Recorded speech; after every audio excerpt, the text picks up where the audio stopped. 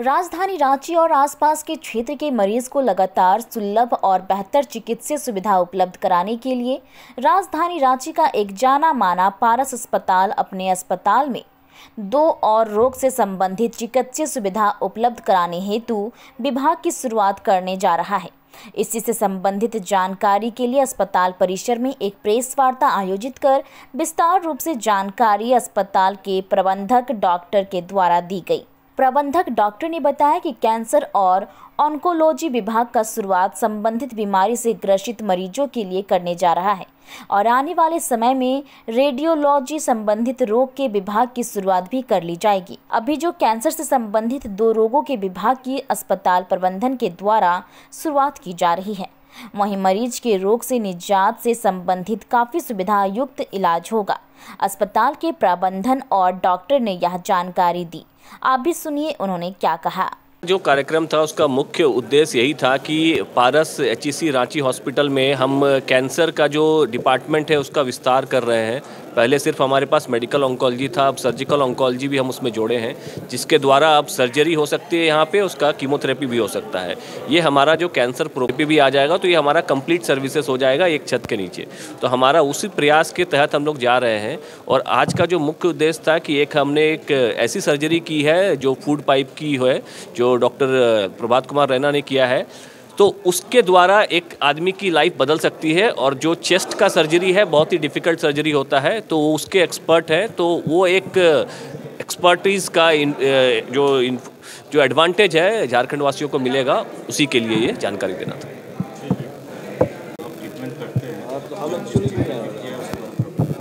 देखिए, कैंसर के बारे में जब भी हो तो आपको अपने स्पेशलिस्ट डॉक्टर से मिलके उसके बारे में समझना होगा, क्योंकि कैंसर के साथ बहुत से मिथ है, बहुत से गलतफहमी है, बहुत तरह की गलतफहमियां हैं।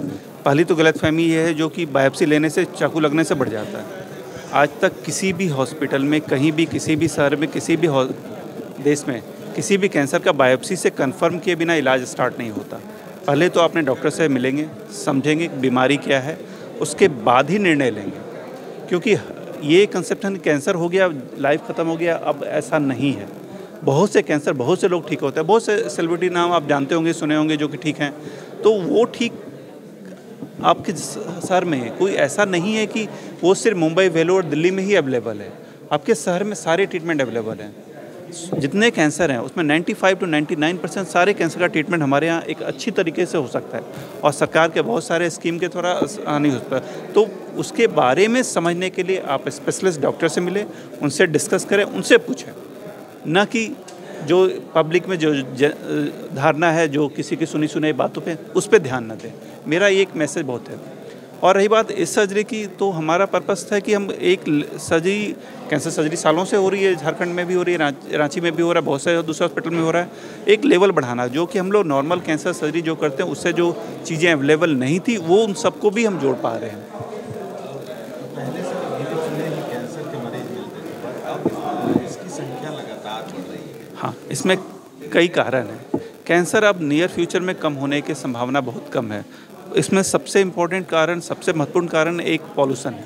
पॉल्यूशन सिर्फ वायु में या हवा में ही नहीं है, हमारे खान पदार्थ, हमारे रहने, हमारे एक्टिविटी, हमारे लाइफ स्टाइल, सब में है। एक तो दूसरा, समय के साथ साथ लाइफ एक्सपेक्टेंसी बढ़ गई है।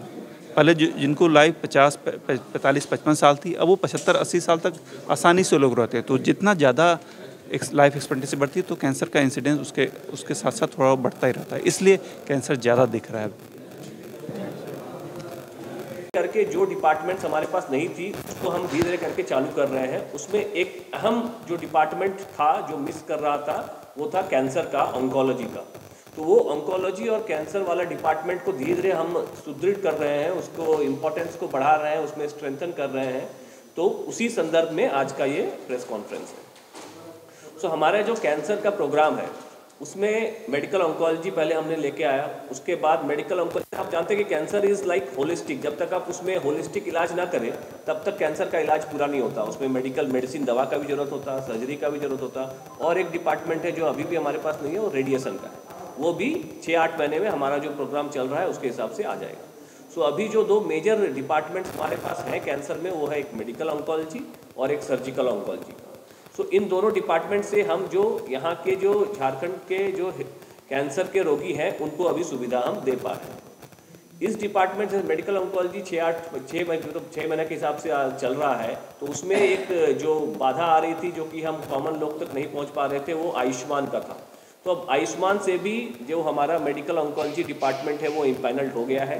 तो अब आयुष्मान के थ्रू हम सारे पेशेंट्स ले सकते हैं जो कि कैंसर के मेडिकल ऑन्कोलॉजी के पेशेंट्स होते हैं, जिसमें दवा के द्वारा इलाज होता है कैंसर का, तो वो पेशेंट्स को हम ले सकते हैं। आज जिस केस के बारे में बात करेंगे डॉक्टर साहब, डॉक्टर पी के रैना, ये एक इसोफेगस कैंसर जो खाने की नली होती है ना, उसका कैंसर था, जिसमें उन्होंने उसको रिकन्स्ट्रक्ट किया, उनको निकाल के। तो ये एक मेजर सर्जरी होता है, और इस छाती के पास जो भी सर्जरी होता है, ये फूड पाइप आपका जाता है छाती के बीचों बीच से पेट स्टोमक में, पेट के नीचे। तो वो जो चेस्ट का पार्ट है उसको थोरैक्स बोलते हैं। तो वो चेस्ट का पार्ट में सर्जरी बहुत कम लोग यहाँ पे करते हैं। एक तो हार्ट का सर्जरी, हार्ट आपका वो चेस्ट का जो थोरैक्स रीजन है उसमें आता है, तो CABG होता है, हार्ट के सर्जरीज होते हैं। हार्ट के अलावा वहाँ पे लंग्स है, आपका इसोफेगस है, लिम्फ नोड्स होते हैं, वो एरिया एक है जिसकी सर्जरी बहुत कम होती है यहाँ पे। तो उस एरिया में एक्सपर्टीज़ है डॉक्टर रैना का, जो ये सर्जरी पहले भी कर चुके हैं और उस एरिया में ये अच्छा काम करते हैं, तो उनके बारे में आपको ये बताएंगे। देखिए, खास करके क्या होता है कि कैंसर के मरीजों में सर्जरी करना, मेडिसिन देना, ये तो है ही, बट जो फोकस होता है कि आदमी का क्वालिटी ऑफ लाइफ उसके बाद कैसे बेहतर बनाया जाए। एक इंडेक्स होता है QALY, quality adjusted life years, कि आपने सर्जरी करके, दवा देके एक कैंसर पेशेंट्स का लाइफ बढ़ाया तो 1-2 साल सही, लेकिन अगर वो 1-2 साल बेड पे ही रहा तो उस लाइफ का क्या करना।